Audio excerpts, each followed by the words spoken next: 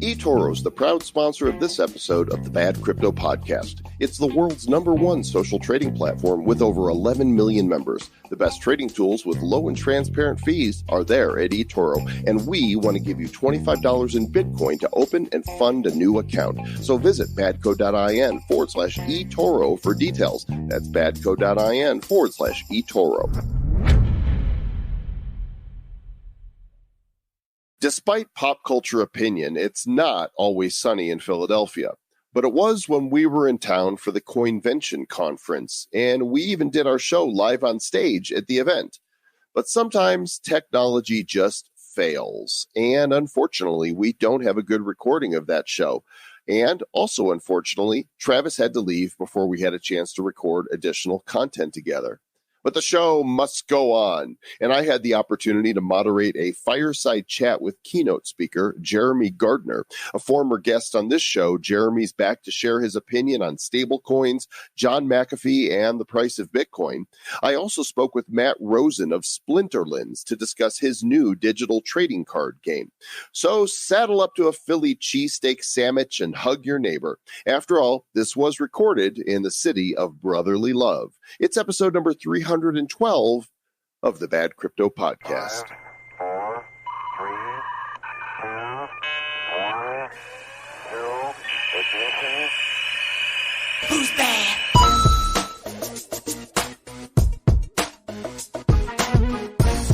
And hello to take 2 of episode number 312 of the Bad Crypto Podcast. How you doing, Mr. Travis Wright? This is episode 312B. Yeah, 0.5. 0.5, yeah. Yeah, there we go. Good It's stuff. too bad, because we did our show on stage at Coinvention, Yeah, and it was a good show. it was hilarious. We did it really good. We had lots of fun. The crowd was great, very interactive. They stayed the whole time. We didn't run anybody off, which is rare. And we had some great jokes. And I got a chance to have some delicious Philly cheesecake.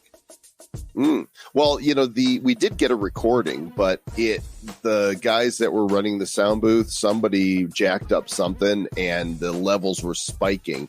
So maybe we'll upload the audio into the mastermind. And so if Do they somebody have the video? We could just maybe upload the video there if we have that. we don't have the video yet. I have the audio from the video, but that's hard to hear also because it's like the camera was at the back of the room. Right. I see.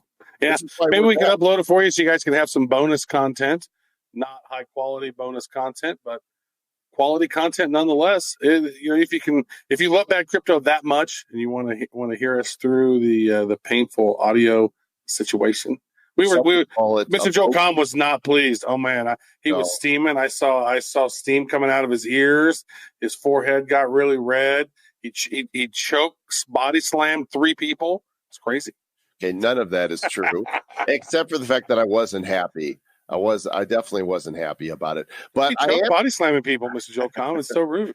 I am happy that our show sponsor, eToro, is helping a lot of people get started with the cryptos. It's the #1 social trading platform. Social because they've got over 11 million users around the world, and you can see what other people are trading. They've got what they call copy portfolios, so that if somebody's having a really good week, you can go, you know what, I'll have what they're having, and just copy their portfolio, and it's pretty cool. It's now available in the US of A. You can download the eToro app, and if you go through this special link, you still have an opportunity to get Bad Coin socks. Go to badco.in/eToro, follow the simple instructions there, and build your crypto portfolio the smart way. Start today. What are you waiting for? Do it, especially while the price of Bitcoin is down. Mm-hmm. I would also say this is that there's a lot of folks that have signed up via the link, but have not gone through the whole process. So it's not just signing up, it's going in and making your first time deposit of $50 and then executing that on some sort of crypto trade. Once you do that, that's what triggers it. And then that's what gives us the notification to send you out some socks that you've been verified on that. So if you've gone through the process, and there's dozens and dozens and dozens of people who have not completed the process, just go complete the process real quick, because we are running low on socks. And when they are gone, there is no guarantee that we will have new socks. So That's right. I would suggest hustling. Every day I'm hustling. All right. Well, while we don't have the original audio, Should we put that on the playlist too? I guess we have to now. What's it? It was it Party Rock? Party rock is Rockers in in the the house tonight. I guess so. I'm not sure. Every day I'm shuffling. Yeah, it's a Party Rock Anthem, I think. Yep, that is yes. LMFAO. Adding it to. I like the video version of Every Day I'm Shuffling, but it shows like this old dude who's got like some crutches and a cane. He got a cane or whatever. Then all of a sudden he gets in the moment and he just drops the cane. He just starts boogieing. It's like the best animated GIF ever. It's like a great video. It'll brighten your mood. So you had to leave Philadelphia before the show was over, but late that afternoon, Jeremy Gardner delivered a 20-minute keynote, which was a really nice overview of the crypto world. And then I came on stage to host a fireside chat and ask him a bunch of questions. And that is the feature of today's show. So let's go to it. All right, so I've got some questions, and then we're going to open it up to y'all if you have some questions for Jeremy. How old are you? 27, about to be 28. About to be 28. Couple more months, a couple more years till I'm an adult. It's kind of scary. How many industries do you know where you can be an OG at 27? That is just remarkable. Well, I mean, the craziest thing is Joey, my co-founder of Augur, because we founded that when he was, 19, and now he is the youngest person in the world ever to run a hedge fund with over $100 million. They've got like $300 million now, and he's like, 24, 23? I mean, it's just insane. That's remarkable. Yeah. Okay, let's play a game. Okay. This will be a little bit of a lightning round. We're going to start with personalities. You can be brief, you can abstain, or you can... of the OGs? Elaborate. Jamie Dimon. He's a dick, but but I'll be frank. But God bless his soul. I mean, he's like much of my inspiration for getting into Bitcoin. See, I wasn't a libertarian. I wasn't an anarchist. I was like a very democratic progressive. Grew up in the most liberal town in America, and I actually got my start. What really pushed me into Bitcoin was I was at Occupy Wall Street, and I saw how protesting the banks had been just this massive failure, and the banks were never going to change. There was no amount of reform you could accomplish, and when I discovered Bitcoin, which allowed you to be your own bank and effectively create your own financial system, that's when I went all the way in. And so it's very much due to the dickhead bankers that I'm here right now. Roger Ver. I love Roger.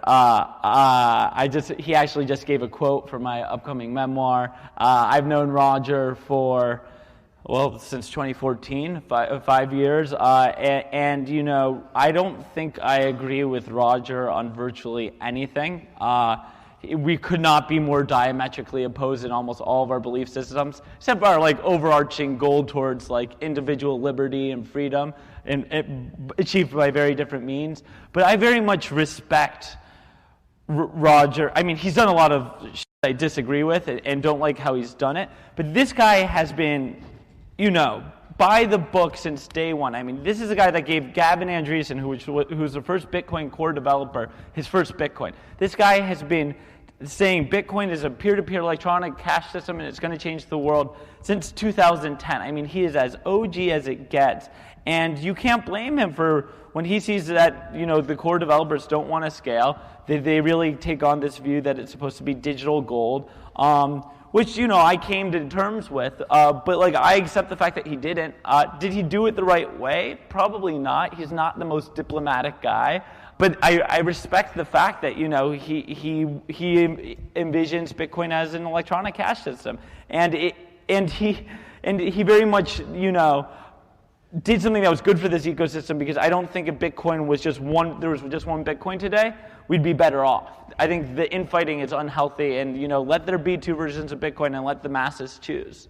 So the issue that I and many others take with it is that Bitcoin.com and at Bitcoin are framed as I bet you're a free market guy. Bitcoin. I mean, that's the market at work. I mean, he owns it. He can do what he wants. I don't love it. I like I said, it's not. It's somewhat disingenuous. I don't agree with everything he does, but he's still a friend. He's not Judas. I respect him. But the antics aren't always Well, you can't agreeable. go from Bitcoin Jesus to Bitcoin Judas. I mean, there's a guy transition. It's good. It's good branding for the guys that are villainizing him. But he's a good guy. I'll stand by his character. So I'm curious, politically, when we're younger, we do tend to lean more liberal and progressive. Although personally, I think progressive is more regressive these days. I'm wondering where you have moved to. So I'd say I'm less liberal, but progressive is a very social concept in my view. Even economically progressive, I guess, because I believe in there will be need for a basic income eventually, and I believe in most liberal social policies. But I also very much agree with the libertarians. I mean, the libertarians are actually almost more extreme than the liberals in some of their social policies, and I'm generally aligned with them. The only thing I don't really like is all the gun stuff. I don't think everybody needs a gun. I don't think you can defend yourself from the government with a gun. And thus I think having a bunch of guns is kind of stupid and leads to unnecessary deaths in this country. But otherwise, the libertarianism definitely creeped into me. Both being around some of the smartest libertarians in the world, Jeffrey Tucker, Roger Ver, Eric Voorhees. I mean, these guys, I would have hour-long debates with them in the early days of crypto. And, I conceded to some of their points. And so I definitely became more libertarian over time. But I still think, I've always called myself a Marxist libertarian. And I think I'd still retain that title. Speaking of libertarian, John McAfee. Woo! Just took the wind out of you Whoa! So, John's this guy that, he's a household name. And he's this crazy dude with this incredible aura, and he's this maniac. And, I drank whiskey and smoked cigars with John a few times and always had a great time. His stories, you never know if you can believe it, but, he's so crazy you kind of feel like you have to believe it.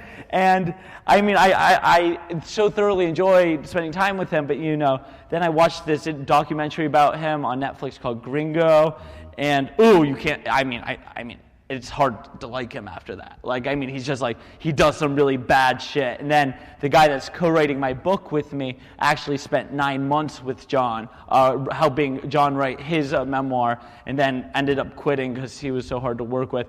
And once I heard those stories about John, it's unfortunate, they say don't meet your heroes. John was never a hero to me, but he's definitely the type of guy that, it's better to hear the lore about him than to read the truth. So do you think he's going to be eating his dick by the end of 2020? No. John is the sort of guy that would eat a dick, but probably not his own. That's a soundbite right there. That's it. Charlie Lee.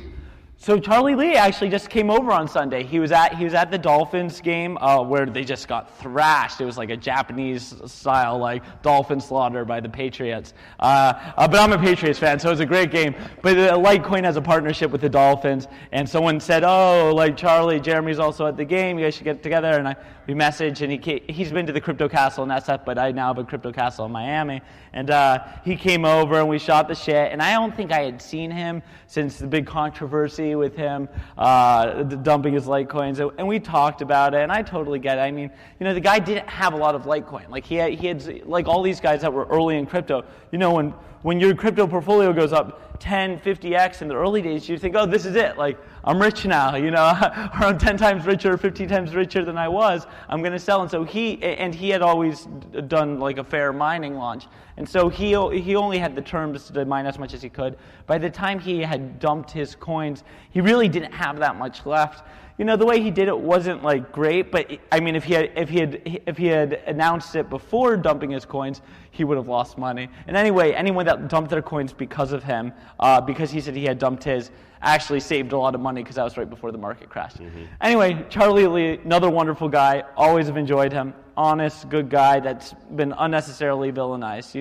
when you have this very online community, which kind of drives Bitcoin and all these other crypto assets, people tend to get put into extremes. But most of these guys are very mild-mannered, and if they've been in this space since 2011, 2012, 2013, they're probably in it for the right reasons. Well, in the space does attract some interesting characters. Here's one, Patrick Byrne. So Patrick, oh God, all these people have had these very interesting trajectories in the time I've known them. I love Patrick. I mean, he's like a philosophy PhD, like really fun, interesting guy. Always just like had the best conversations with him whenever he spoke out. I mean, totally out there once again, but I don't know, like, I'm not the type of guy to be inclined towards government conspiracies, but even my, like, super liberal Marxist-y parents, like, they read about what happened with Patrick, they're like, that's a government conspiracy. Like, that guy's been fighting with multiple government agencies for 3 decades now, and you just read this story and it doesn't add up. It's just like, all right, so he had an affair with a now convicted Russian spy, why is he stepping down from his company? Like, who cares? Like, so someone was going to announce it. Someone's going to blackmail him and announce it. So he felt compelled to retire. So there's something like totally hidden there. And there's definitely some element of blackmail and extortion. But I only wish him the best. I don't have anything bad to say about him. Well, let's bookend the first one. We said Jamie Dimon. You gave us your opinion. Let's put on the other end as we close out the personalities. Peter Schiff. Well, so I don't like gold, so I think he's a loser anyway. I just like it's not like a great investment no matter how you look at it. It's it's a decent, but like look, I do crypto. I like 100x returns. You're not getting that with gold anytime soon. But I mean, I don't like anyone that doesn't concede points. And Schiff is the sort of guy that doesn't make concessions, from what I can tell. I don't follow him, but he's always just getting people angry. It's like, why do you even listen to this guy? Like, who cares? Like, if the gold bugs haven't come around yet, when are they going to come around? Like, he's not making a difference here. So I think he's just the sort of guy you should ignore. That was fun. Okay, let's do this with a few different tokens. Okay. All right. EOS. Ooh. Look, I'm close with a lot of the EOS guys. I thought it was a very interesting attempt at something that Ethereum and Bitcoin hadn't tried to do, which was strive for scalability and speed. And that's because really the purpose of a blockchain is censorship resistance and decentralization, which EOS fundamentally compromises on. But there was a certain point early on in the life of EOS, before all these hyperscalable blockchains came out, where I thought, okay, there are all these use cases for blockchain technology like supply chain, trading and settlement, where you don't really actually see the need for tremendous censorship resistance and decentralization. You just need a degree of like auditableness and distribution that traditional distributed databases don't have. And I thought maybe EOS could do that. But you see the introduction of Libra and these more corporatized chains, and it's very likely one of these conglomerate chains run by big tech establishments are much more likely to pull off this scalability, compromising for censorship resistance better than EOS can. Now, if any hyperscalable blockchain is going to do it that isn't run by a large corporation or a group of corporations, it probably will be EOS, because if you look at the history of crypto assets, the first movers tend to win, and they have a huge treasury. But I'd be inclined to gravitate towards a platform like Libra for those applications that need to be decentralized, but not particularly censorship resistant. Okay, well, we referenced this one earlier by virtue of the person I brought up. Bitcoin Cash. Look, I don't own any. Did you ever? I did, and I held it because of the fork. Well, I owned it because of the fork, but I held it because of my belief in Roger, my belief in Jihan. I mean, those are powerful, influential guys in this space, and they're very close with the guys at SBI, SoftBank, and SoftBank very quickly came in all in on Bitcoin Cash. They had no stakes in anything else, and I thought there was a potential for it to meaningfully grow, at least in line with Bitcoin. I probably took an unnecessary loss, but I've never claimed to be a good trader. Okay. Along those lines, chance of a flippening at some point. I think it's increasingly improbable. There was a point where I would have given it, maybe 30%. Now it's probably less than 5%. But the thing is that something could go wrong with Bitcoin. Something could similarly go wrong with Bitcoin Cash. It's more it's like dead, What? Bitcoin's dead. I mean, haven't you read? Yeah, exactly. But look, there's always room for some existential flaw to be found in the system. And if Bitcoin were to be a vulnerability that was existential to its existence were to be found, and it wasn't in Bitcoin Cash would be the most likely crypto asset to usurp Bitcoin. But it's a very marginal likelihood at this point. Number 3 in market cap is XRP. XRP is the best investment I've ever made. I invested in late 2015 at 0.002%, and I got thousands x return. Better, like an order of magnitude better than a seed stage investment in Uber. That was just the craziest investment I've ever made. Now, back then, there weren't that many crypto assets that were trying to be compliant, work with banks. And so it didn't seem crazy to me to put 1% to 2% of my portfolio into XRP. It was the only one really being the institutional crypto. It has not, however, accomplished anything it initially set out to do. And thus, I just have to be incredibly bearish on it. There was a point in which I think it could have been truly successful. I think Ripple, the company, is great. They kill it. They sell their software to banks all over the world. I'm a shareholder. I like Ripple, the company. They may get sued because of XRP eventually. But I don't think XRP will ever realize that potential that led me to make a small investment in it early on, and I can't see myself ever owning it again. Incoming soon, Ripple, the TV show. Really? Right. No. It would make a great court drama. Right. Well, the closest competitor to Ripple, many would say, is Stellar. So what do you think of XLM? Look, Jed's a brilliant guy. Started $2 billion blockchains, he created Mt. Gox for what that's worth. And I actually really like Jed, once again, for all of his flaws and issues. Stellar is interesting. I guess I kind of like it more than Ripple because they have a big social impact angle. And, there's a part of me that would want to own equity in, whatever the company is, Stellar, Lightyear, or whatever. But it's not really a blockchain. It's similar to Ripple, and it's really kind of like a chain of ledgers. And the currency itself, once again, doesn't really have a tremendous amount of value. I think Stellar, the blockchain, can be successful without XLM really meaningfully appreciating in market cap. And so XLM, it's not interesting to me nearly as much as what Stellar is doing to create tools for democratized financial access, which I really am supportive of. How about Neo? Curious your thoughts. Trash, on Neo. garbage. There are exceptions to the blockchains that have come out of East Asia, notably Qtum, which I was one of the first angel investors in, so I'm obviously biased. But Neo doesn't work. It's not in any way censorship resistant. Their conception of Byzantine fault tolerance is just kind of a joke. Smart contracts cost $80,000 to deploy. It's I don't want to call it a scam. I can't pinpoint the intentions of its creators, but unlike a project like Qtum, which is very much a working blockchain that is censorship resistant and decentralized, Neo is not. I was kind of hoping you'd tell us how you really feel.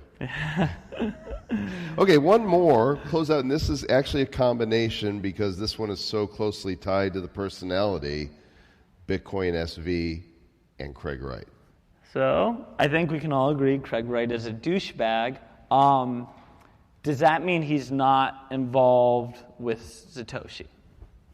No. Do I think he's involved with Satoshi? Oh, well, let's say a Bitcoin SV. Garbage. Trash. Forget about it. Yeah, never going to be a thing. Craig Wright is, he's an interesting character. Total, not a nice guy. There is reasonable evidence to believe he may have something to do with the creation of Bitcoin. Do I believe he is Satoshi Nakamoto, or the second coming? No. But I wouldn't totally discredit him from having some level of involvement. He's not just Satoshi, but could he have had a part? I think it's plausible, and I'm not going to be the sort of person to call him an outright fraud in that regard, although he's an outright fraud in many. And owes 500,000 Bitcoin to the state of his former partner. Well, I mean, if he ever gets those Bitcoins, I sure hope he gives that many away. So right. Okay, so if you had to pin the tail on the donkey somewhere, who is Satoshi? I think Satoshi is a group. I don't think it's one person. I think one or more of the Satoshi people are dead or in prison. There's this fascinating story about this guy that went by Paul Saloshi, this international arms dealer and drug trafficker. A true criminal mastermind. Like, honestly, if anyone was going to be Satoshi, I'd want it to be him. He's like the most badass Satoshi ever. I mean, his life already makes an amazing movie without the whole creating Bitcoin thing, but you add Bitcoin to it, and it's just unreal. Once again, not a great guy, but fascinating, and I think it'd be hilarious if he, in fact, was Satoshi.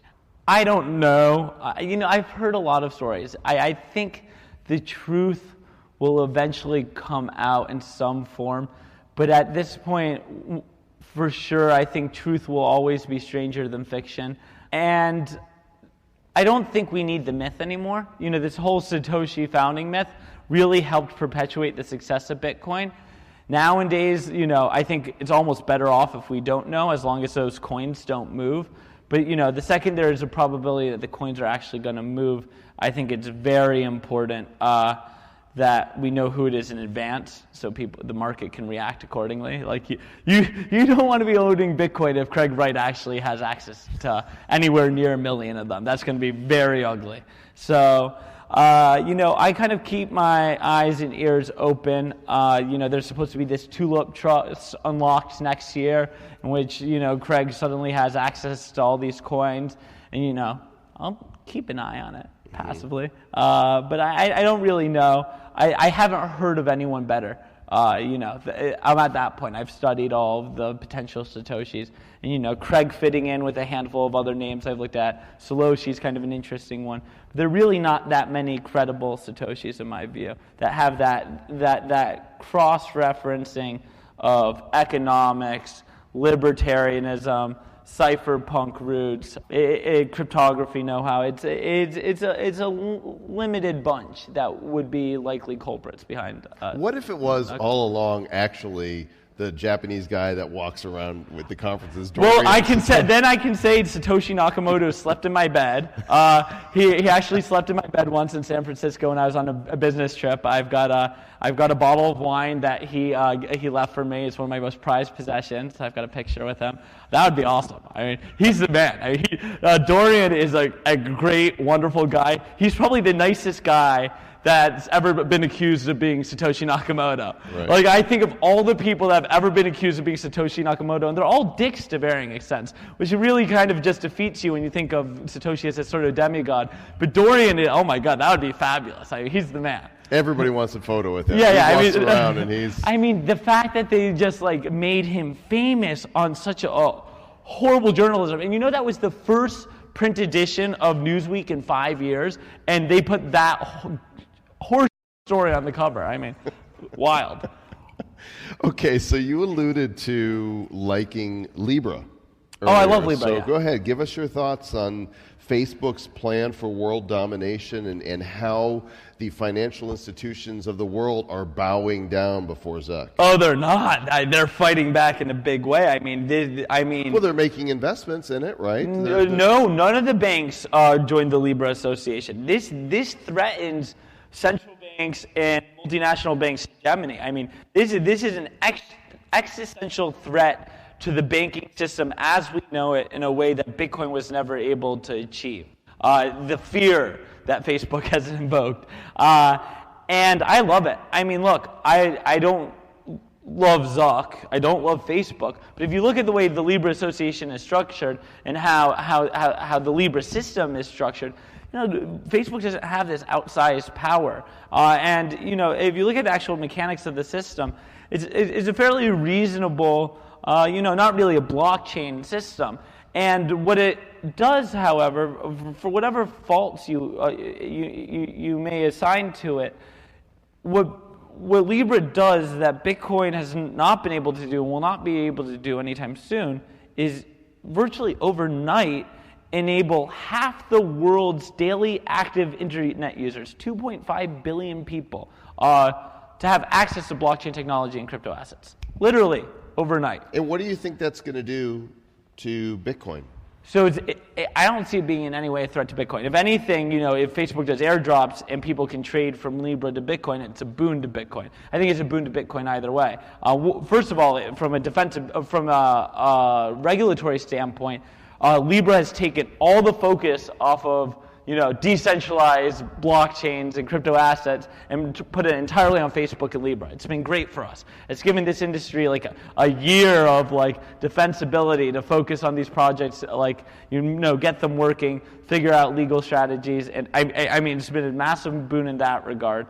What Libra threatens is the ultra scalable blockchains of the world, the EOSs, the hash graphs. All of these blockchains that have compromised on decentralization and censorship resistance for scalability and speed, because that's what Libra does, except 1,000 times better. Just with the built-in user base, with the banking relationships all around the world, with all the users. You just can't do scalability and speed better than Facebook will be able to do with their own blockchain-like system.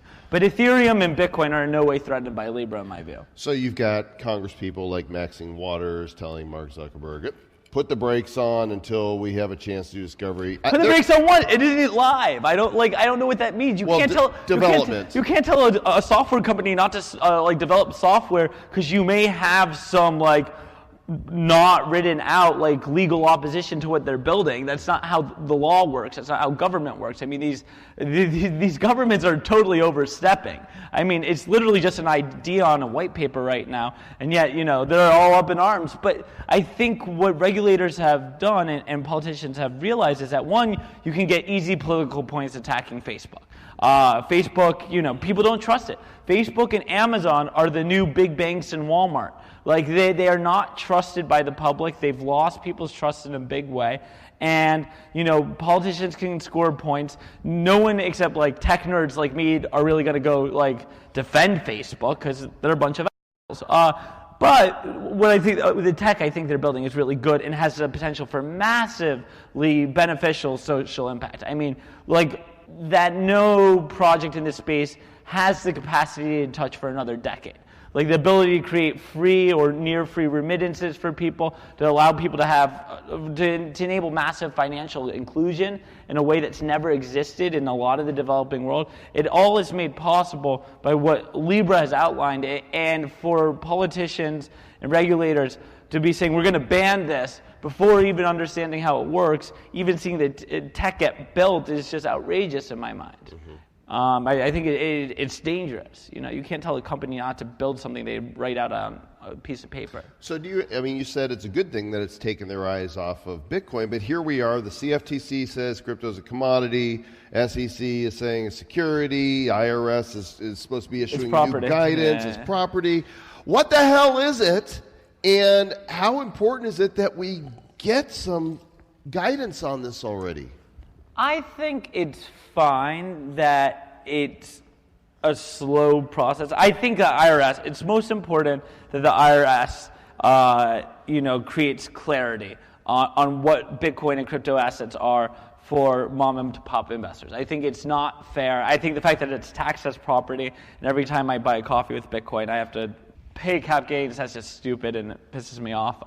But generally, the SEC stuff, the SEC and the CFTC, the only people they go after are the people that break the law in really egregious manners. You really haven't seen anyone trying to do good with this technology get pursued. I did one of the very first ICOs. I created the very first tokenized security.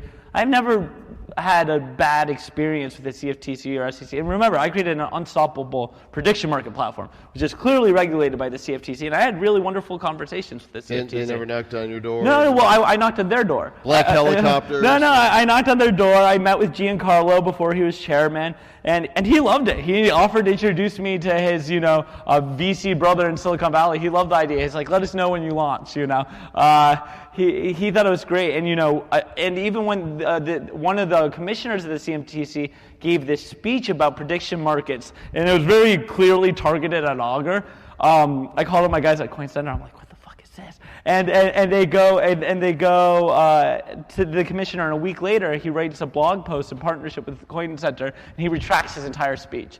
I mean, these guys are reasonable when you can have a good conversation with them, and when they're aware. When they're aware of what you're building and they understand your intention.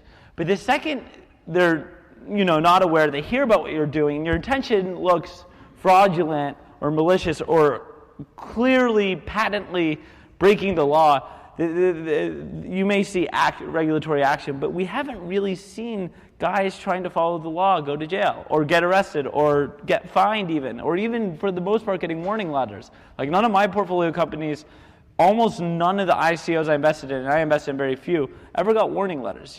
If you were mindful and smart.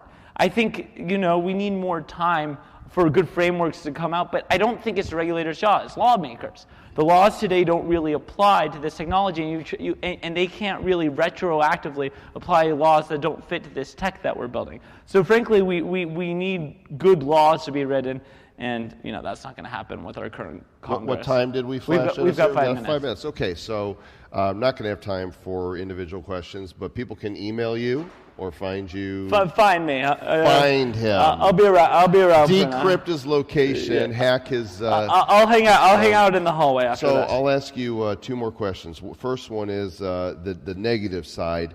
How could this go horribly wrong?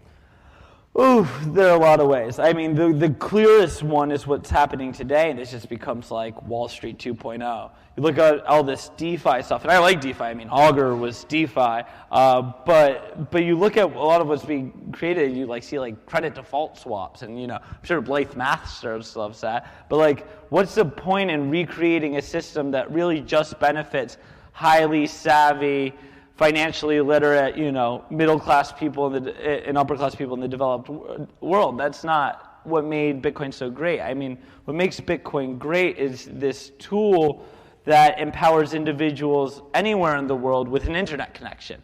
And yet, most of the innovation you see in this space today is very much just recreating the same financial system that we only have in a decentralized manner. But it doesn't benefit a lot of people. And perhaps you need that infrastructure, this new financial layer to blockchain technology to realize a lot of the socially impactful applications of this tech.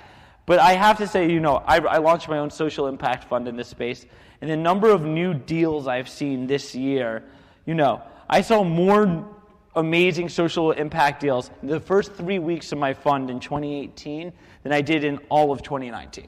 And maybe that's because I announced the fund and people knew about it, but people still know who I am. It's easy to get my email. So I have to say I've been fairly dismayed by the lack of socially beneficial new applications of blockchain technology in the past year or so. I think the next hype cycle will bring more interested entrepreneurs into this space, but it's disillusioning to see how it's developing, and I think that to me would amount to a failure. Okay. Well, speaking of hype cycle, for last question, if there's one certainty that we know that May 2020 is coming, the halving is going to happen, what impact do you think this next difficulty increase is going to have on Bitcoin? So I remember, 12, 8, maybe even as recently as 6 months before the last Bitcoin halving, and everyone's like, "Oh, the price is baked in." Like, everybody has this information. Anyone that's betting on the price going up because of the halving, or going up further from where it is right now, from this point, whether it's 12, 6 months ahead, is crazy. The price is baked in, and it was my gut instinct, and this was 2015. So yeah, this is kind of when I went all in on crypto. My gut instinct was that it wasn't. I think these are very immature, nascent markets, and so I went all in on crypto around then, maybe 6 months out, and obviously I saw extraordinary upside in a very short amount of time. Now, it wasn't immediately after the halving, but it was just before and just after that we saw Bitcoin climbing back to $1,000 for the first time since the beginning of 2014. And so I wouldn't be surprised if Bitcoin goes up, we see another crazy bull market. I hope it's more subdued. But I just, people apply the rules and mantras of traditional financial markets to crypto, and I think that's always dumb. These are highly irrational markets, wildly irrational markets. And people may just see the happening and suddenly start buying. You never know what's going to move the market. But if I had to make a strong, educated guess, Bitcoin will be significantly higher a year from now than it is really any time in the next couple of months. All-time high, is that what you're thinking? In the next year, I say, I'm not eat my dick certainty, but but I'd say greater than 80% probability that Bitcoin works. History doesn't rhyme, but it doesn't repeat, but it rhymes. And I'd say there's a good degree of probability that we see Bitcoin climb. Now, I want it to be gradual. I'd love it just moved up slowly, month over month. Obviously, we know that's usually not how it works. But a year from now, given that the halving is coming, if it wasn't, I wouldn't have such a high degree of certainty. But due to the halving of the supply, I think it's all but inevitable. Unless there's some existential failure and Bitcoin's code, and then everything's fucked. Right on. Give it up for Jeremy Gardner. Thanks, buddy. Great stuff, Mr. Joel Comm. Amazing you could ask such great questions without me being there. I don't know how I did it. I feel like I needed a handicap. Thanks. So proud of you, Mr. Joel Comm. He's all growed up. Big shout out to our other sponsor, Divi. If you want to have your own master nodes, well, guess what? Divi has a one-click install. Their Mochi, M-O-C-C-I, it's a mochaccino. You can easily click that and get your master node started and up and rolling. And not only that, but they're doing some really cool stuff down in Latin America. They've partnered up with a bank in Costa Rica, and they were doing this thing called Redivi, which is they're actually giving out debit cards, I believe, attached to the cryptos, and they are helping folks with those huge remittance fees. There's like $100 billion a year that goes in remittance fees that goes to these banks when people are trying to send money to their family, and this right here will do it for pennies. And so very cool stuff. diviproject.org. Check it out. Huge. So very huge. Okay, Travis, I had one more interview that I conducted while out there in Philadelphia. And this is a gentleman we actually had on stage with us to talk about his new digital collectible card game that's built on blockchain. Card games are huge business, also huge. And these guys have entered the ring. The technology is, the site's called Splinterlands.io. As you all know, I am a gamer, lifelong gamer. I've been gaming since before there were video games. Back in the day, it was pinball machines that I used to go to the bowling alley and play. And I remember when Pong came out, and Space Invaders and Asteroids, and I'm really dating myself now. But even at 55, I'm still a gamer. And in the gaming realm, one of the different genres is trading card games. Now, I've never been a big Magic the Gathering fan, which was huge and still is a huge trading card game. But I did get into digital trading card games like Hearthstone from Blizzard. Many of you might have as well. Well, it turns out that that is a genre that is just made for blockchain. And with me right now, I've got Matt Rosen, who has developed, along with his partner, a digital collectible card game built on blockchain technology called Splinterlands. That's what it sounds like, Splinterlands.io is the website. His name's Matt Rosen. Matt, welcome to Bad Crypto. Yeah, thank you very much for having me on, Joel. So before we get into all the blockchain-y stuff, let's go ahead and talk about your personal history as a gamer and an entrepreneur. Yeah, I guess like you, I've been kind of a gamer my whole life. Didn't get started as early. Because you weren't born yet. Wasn't born yet. I tried to be. But, so I was a big Magic the Gathering player. I mean, loved it since I was very little when the game almost first came out. One of the coolest things about it was that it wasn't only a game, but it was sort of like an investment too. The cards were collector's items. I unfortunately do not have the majority of cards from my childhood, but some of them are worth a whole lot of money right now. And it was kind of like a very cool thing about the game, how there's both those aspects. And then you mentioned Hearthstone. I also put a bunch of money into Hearthstone later on in life, and it doesn't have that aspect at all, right? No, because they're not individual cards, right? And for those who don't know, Hearthstone is a game that Blizzard Entertainment put out a number of years ago, and Blizzard is the game development team responsible for the entire Warcraft and Starcraft universes. So they're huge. They're actually Activision Blizzard. Now, I think Activision owns them technically, and they've still got a number of big games. And Hearthstone is one of the biggest digital trading card games. People play against people. Millions of people play against others. And it's not just trading card games. I mean, it's really any digital game for the most part is the same thing. You might play Clash of Clans or even Candy Crush. You know, people put money into those games. Candy Crush is evil. Yeah. Evil. It still helps make the point. Does. You put the money into those games and you don't get anything, right?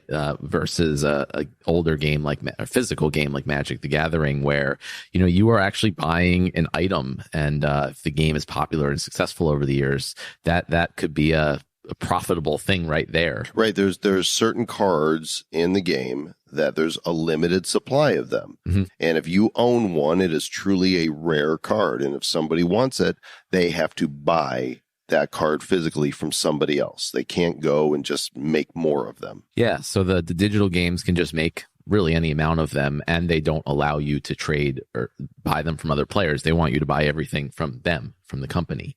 So basically, as soon as I learned about the different applications you could use blockchain for other than kind of the financial money applications, just immediately I was like, well, we got to make a trading card game that does this, because it combines the benefits of the physical cards where you really own something that you could sell. It could be a collector's item, with all the benefits of digital games that you can play online, anywhere, anytime. So you came up with Splinterlands, and this is, I'm assuming it has its own lore, it's its own universe. What kind of give me the setting for Splinterlands? Well, one of the interesting things is we actually had a group of our players that wrote a book, 200 pages, about the lore of the world.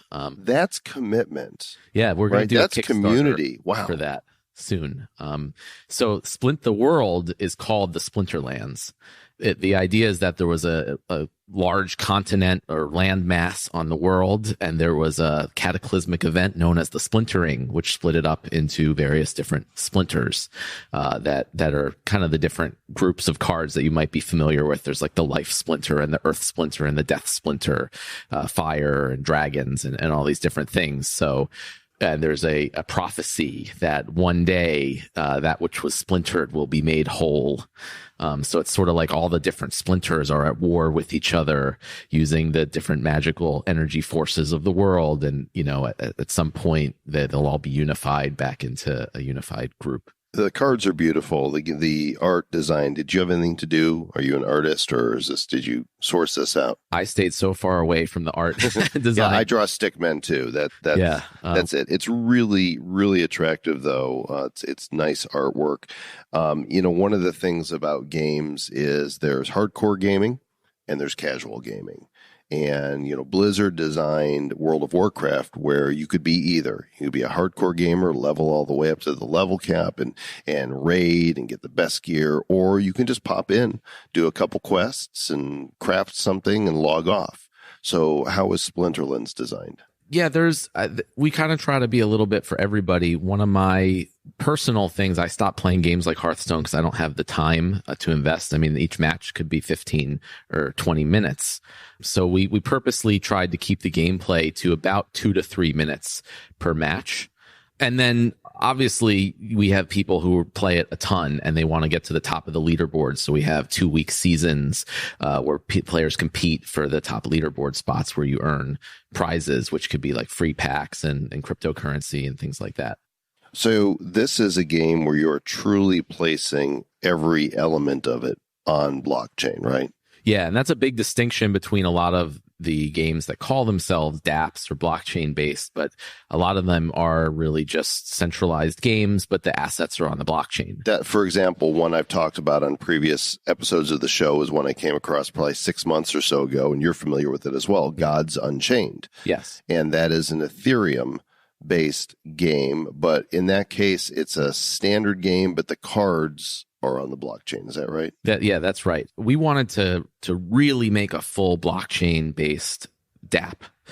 So in Splinterlands, every single thing that happens in the entire game, everything that you do is a transaction on the blockchain. It's public. It's verifiable by anyone that cares to look. And rather than using Ethereum like Gods Unchained did, where it is a little cumbersome, right? The blockchain can be a little slow, and you do need to have some knowledge of MetaMask in order to use the cards.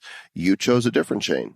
Yeah, so we built the game on the Steam blockchain, which is not a typical choice, but I think is really undervalued in what it provides. Steam is really much more user-focused. It tries to be a user-friendly blockchain platform. For example, it has, you can create your own account name, and then that's your wallet address. You don't get a random string of letters and numbers, for example. So we built it as a second layer protocol on top of Steam.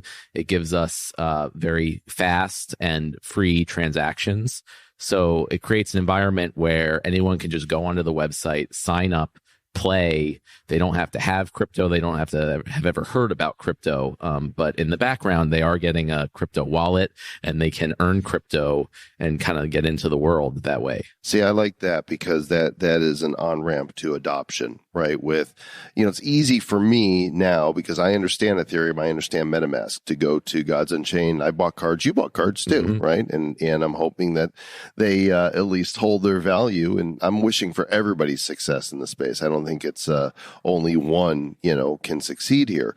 And I'm rooting for you guys too, because I think the on-ramp here, go to the site, sign up. You don't even know that you have to know that you're blockchaining. Right. You're getting a username. And oh, by the way, so the cards, if they're rarer, can be sold for real dirty fiat, right? Yes.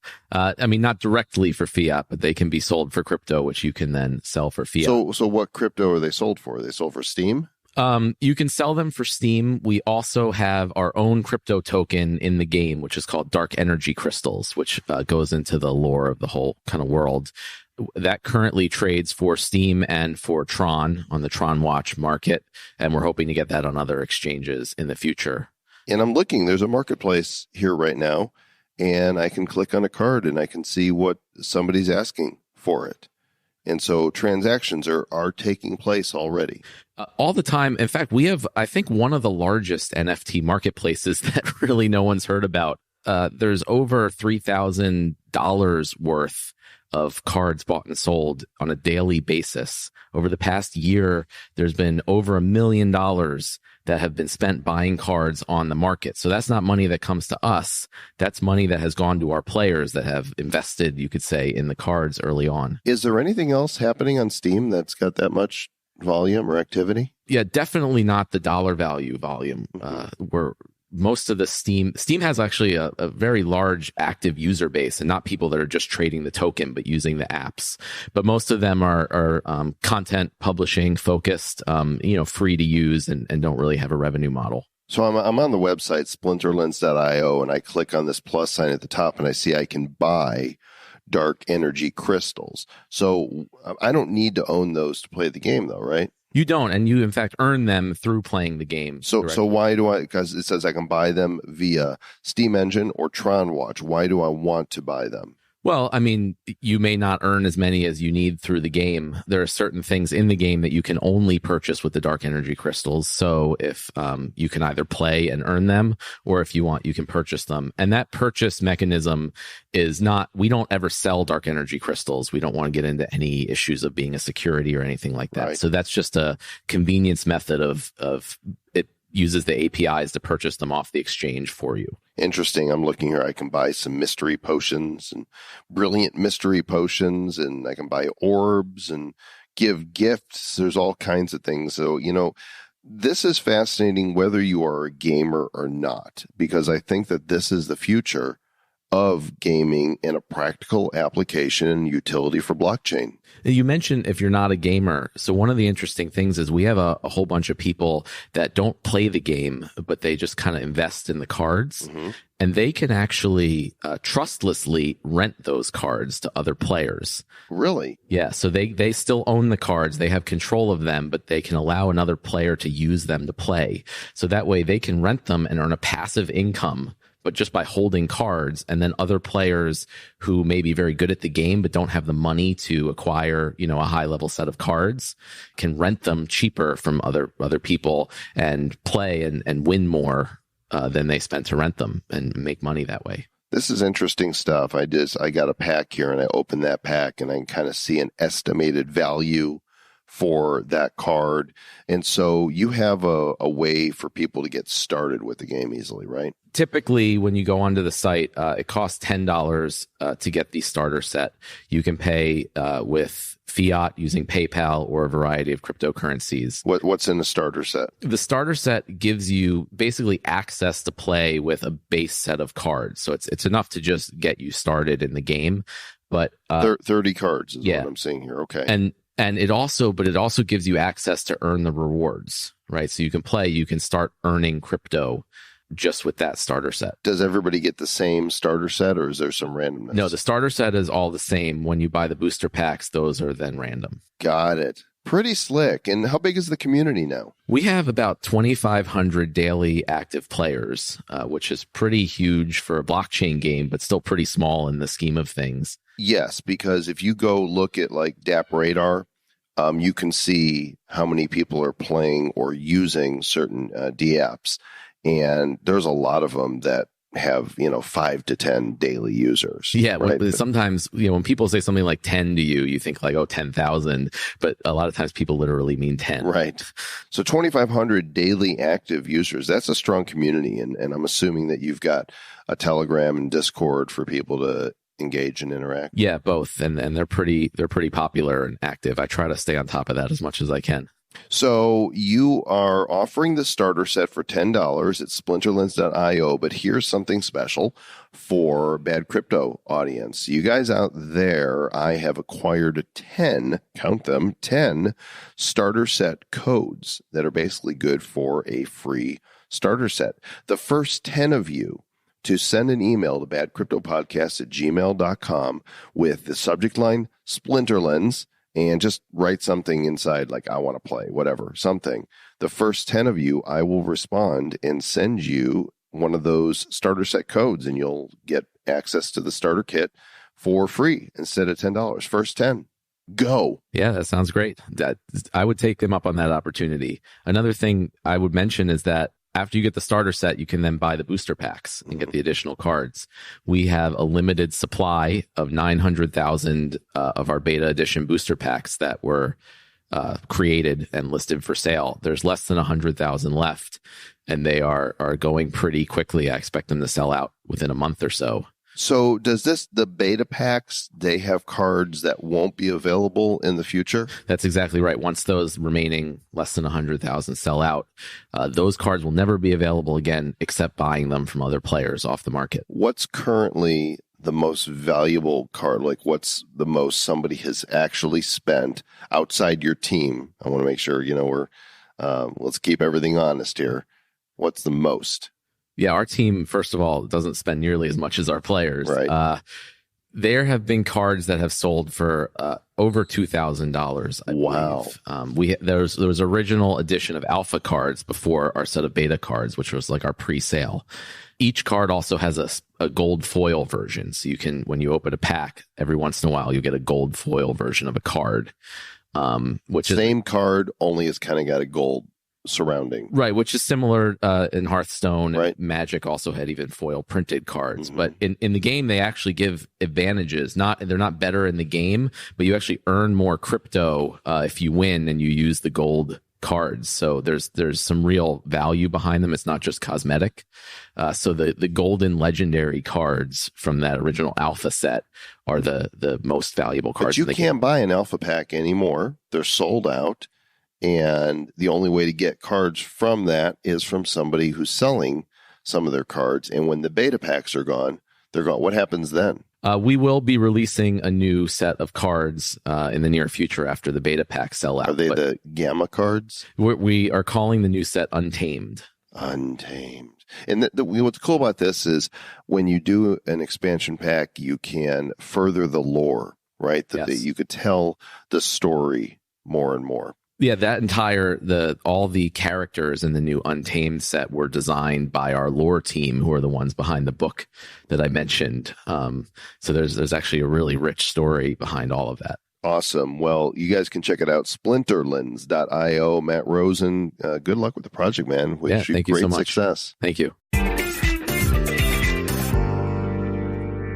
Well, there you go. I'm playing a little bit of the Splinterlands myself, opening some card packs, and they definitely do have an active marketplace that is going on there. So you guys can check that out, splinterlands.io. Coming up on our next episode is the bad news episode. We're actually getting ready to record it right now here, just a couple days before it'll be released. And it will feel bad because cryptos are down right now, Trav. Mm-hmm. That's true. Well, that's one thing that we know that is a constant is crypto goes up, crypto goes down. It does. And we're glad that you guys are here because you're the hardcore. You stick with us, through thick and thin, through what are some other good metaphors for that? Thick and thin. You stick together like peanut butter and jelly sandwiches. Like bacon and eggs. You guys are bae.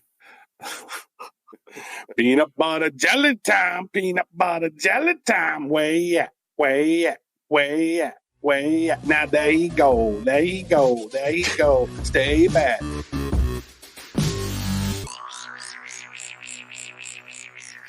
Who's bad?